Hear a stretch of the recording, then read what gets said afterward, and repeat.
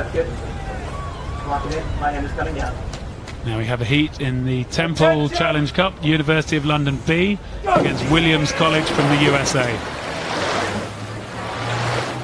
Temple for college 8s. We see Williams College getting out pretty hard. University of London trying to stay tidy, passing those boys. And now they're into the area of the booms at the top of the island. This one pretty close. University of London B will be pleased, I think, to be squeezing along and just starting to move on the Williams College from the USA.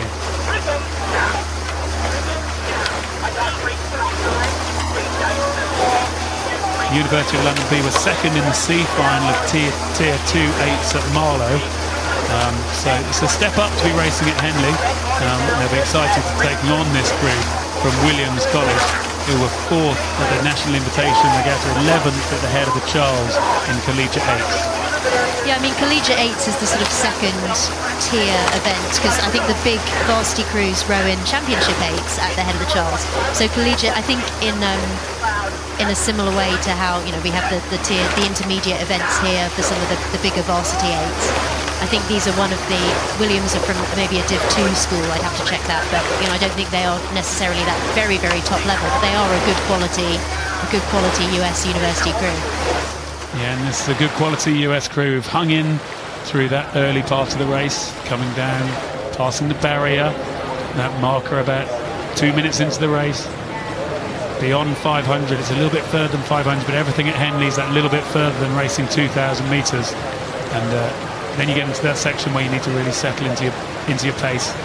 You move away from the crowds, as we're seeing the crews now getting out into the middle of the river, if you like. And the crews warming up to the right, so the crowd aren't so on top of you. It's not so intense, and the coxes have to work hard to keep the crews going. And we see University of London here now just starting to try to edge away through this section, try and move out of sight of the Williams College from the USA.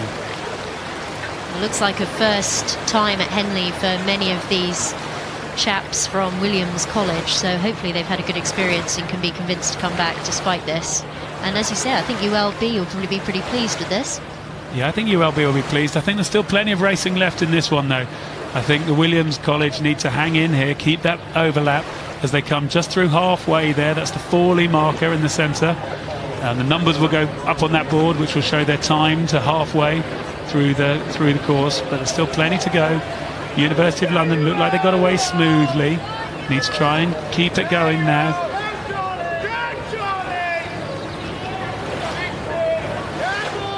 Lucy Jones in the coxing seat with the University of London B.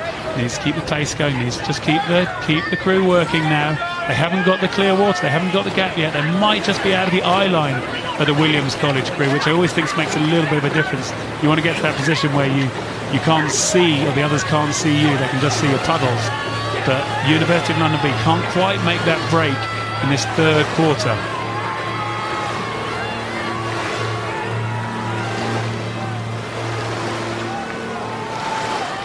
So coming past the Remenham Club, the cox in that crew from Williams College is going to have to be working hard.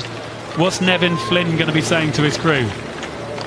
I'm sure he's not working as hard as the rowers are, but I imagine again he'll be saying the same thing. You know, boys, we can still do this, we're still in this.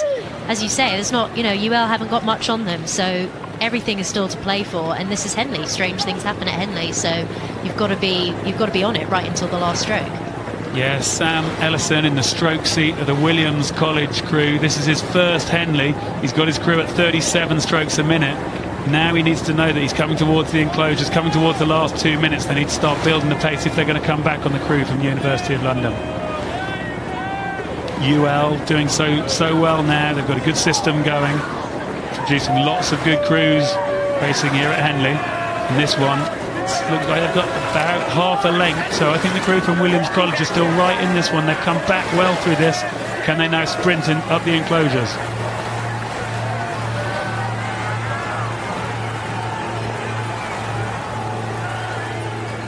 Graham Buchan's back there in the bow seat of the Williams College 8, moving quite nicely, trying to keep those shoulders moving back, trying to keep the leverage coming. The bow seat's so important for the steering and the balance and how that boat feels. And he looks very focused down the boat. None of them looking out of the boat, all of them staying focused. trying to make this move back, but University of London are able to keep their focus and keep the boat going. UL look like they've managed to sort of stretch out a little bit now, and as Williams really take the rate up for this last part of the race, UL just seem to be that little bit more comfortable. Hopefully they won't get caught out, you know, by a charging crew, but it does look like they've got a little bit more in the tank, which they're not quite yet using yet. Yeah, Lucy Jones in the coxswain seat, able to just keep the crew going, keep just in control. They're not having to finally sprint it out as she takes a little look over her right shoulder, which confirms we've still got an overlap, but this race is coming past the progress board. There's probably only 6 or 7 strokes left and is looking good for University of London.